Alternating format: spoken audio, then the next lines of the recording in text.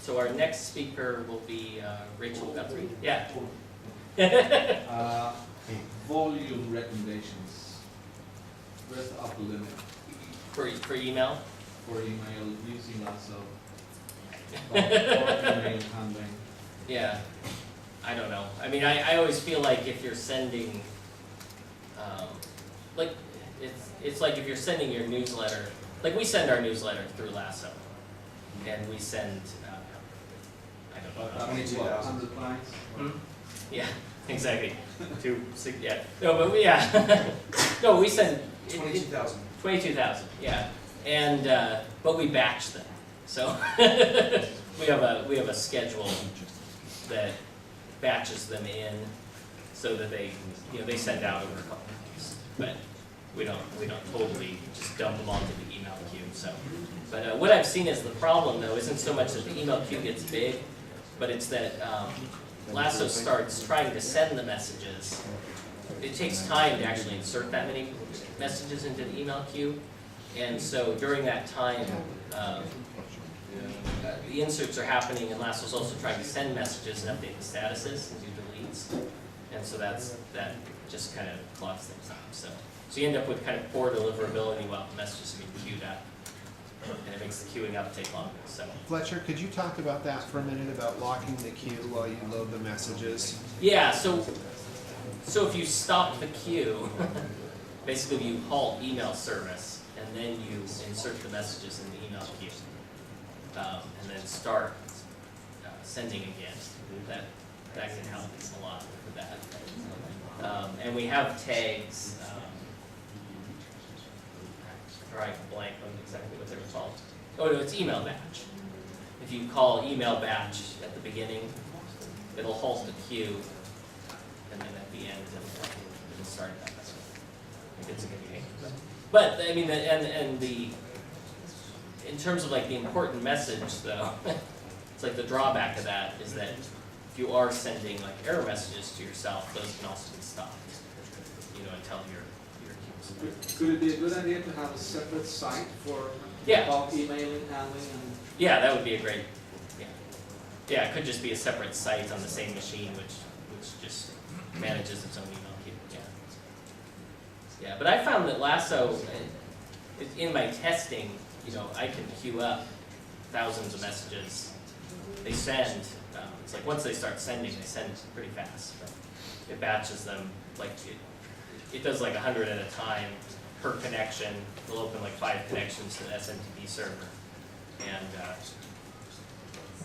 keep rolling over 5 connections. And yeah, most SMTP servers don't have any problem with that, so that the email just really goes fast.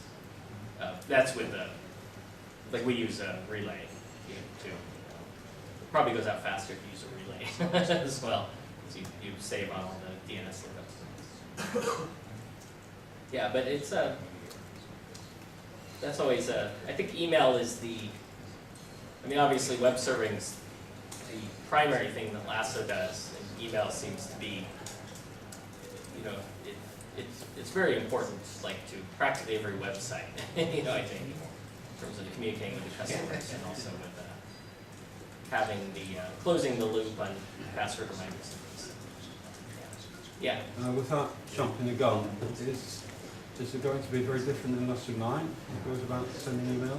The interface is the same. Will be very similar. Got the queuing, insertion, deletion, Yeah, sending. it should run.